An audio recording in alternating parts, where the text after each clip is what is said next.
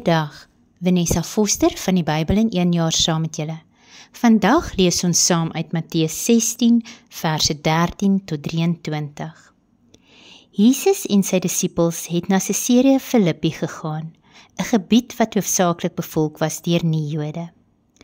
Hulle het heel moontlik daarheen gereis, sodat hulle alleen kon wees, en sodat Jesus sy disippels kon onderrig.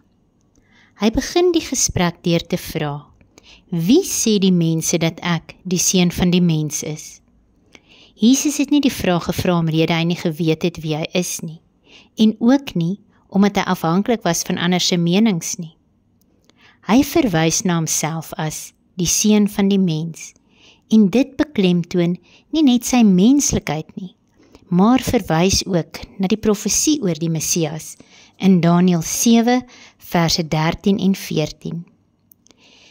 Die disippels antwoord dat die mense verdeeld is oor wie Jesus is. Op grond van sy leringe en die genesings, dink baie dat Jesus een van die profete soos Elia of Jeremia verteenwoordig. Ander het geglo dat Jesus op een of ander manier Johannes die Doper is, maar duidelik nie besef dat Jesus en Johannes die Doper op dieselfde tyd gedien het nie. Jesus vra dan in vers 15, Maar julle, wie sê julle is ek? Petrus antwoord dan namens die groep, U is die Christus, die Seun van die lewende God. Hierdie antwoord moes vir Jesus baie opgewonde gemaak het, want dit wys dat Jesus se volgelinge 'n ware ontmoeting met God gehad het, en dat hulle verstaan het wie Christus is. Petrus het nie net gestop by die erkenning dat Jesus die vervulling van God se belofte as verlosser is nie. Hy verklaar ook dat Jesus die Seun van God is, wat weer sy goddelikheid verklaar. In verse 17 tot 19 word Petrus verklaar as salig of geseënd, omrede hy dit verstaan het. Jesus maak dit duidelik dat Petrus deur goddelike inspirasie gepraat het, al het hy dit nie self besef nie. Hoe dikwels vra ons dat God met ons op 'n bonatuurlike manier sal praat, maar besef ons werklik dat God tot en deur ons spreek?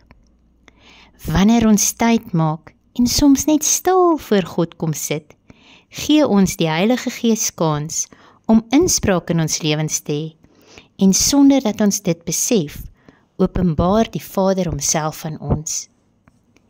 Nou die naam Petrus beteken rots, en Jesus sê, op hierdie rots sal ek my kerk bou. Hierdie rots verwys na die waarheid wat Petrus ontvang het oor die Here Jesus, dat hy die Christus, die Seun van die lewende God is. Jesus het as te ware geprofeteer, dat daar uit diegene wat glo in die waarheid wat Petrus ontvang het, 'n gemeente sou voortkom. Jesus maak 'n belofte, dat die magte van die dood en duisternis nie die kerk kan oorwin of oorheers nie. Hierdie is 'n belofte om aan vas te hou, wanneer donker tye sy kerk wil ontmoedig. Die mag om te bind en te ontbind was iets wat die Joodse rabbies in daardie tyd gebruik het. Hulle het 'n persoon gebind of ontbind of losgemaak met betrekking tot die wet van Moses. Om te bind was om iets te verbied, en om los te maak was om vry te wees van die wet. Jesus beloof dat Petrus en die ander apostels die gesag sal hê om die grense van die nuwe verbondsgemeenskap te stel. Ons moet verstaan dat Jesus nie net die disippels die vryheid gegee het om volgens hul eie wysheid en eie wil op te tree terwyl hulle die kerk lei nie. En dit geld ook in vandag se tyd. Jesus gee sy dienaars die verantwoordelikheid, gesag en bonatuurlike krag om die kerk volgens sy wil en sy leerstellings te lei.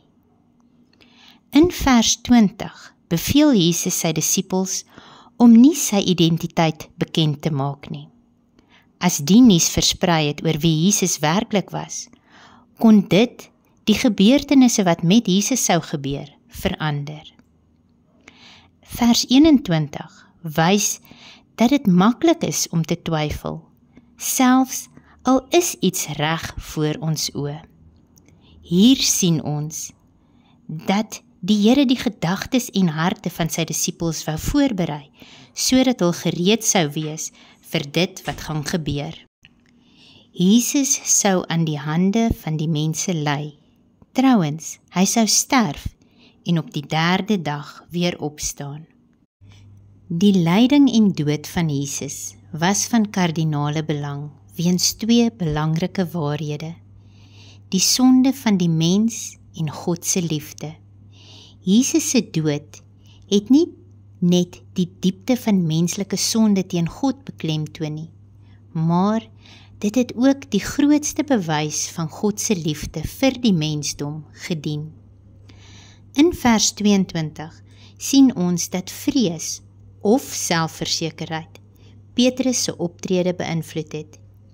Petrus se emosies het die oorhand gekry en hy het uit homself uit opgetree. Ons kan hieruit leer dat 'n opregte hart, gekombineerd met menslike denke, rampspoedige gevolge kan hê. Vers 23 berisp Jesus vir Petrus omrede hy as 'n spreekbuis vir Satan opgetree het. Dit was Satan se missie om te keer dat Jesus nie moes sterf vir die mens se sondes nie. En Jesus sou nie toelaat dat hy in sy doel slaag nie. Een van die kommentare het dit so beskryf: Jesus het aan Petrus gesê, jou plek is om my te volg, nie om my te lei op die pad wat jy wil hê ek moet gaan nie.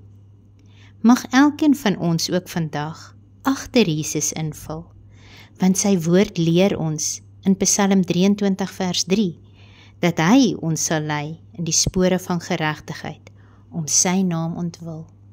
Mag jy 'n geseënde dag verder hê. Tot volgende keer. Totsiens.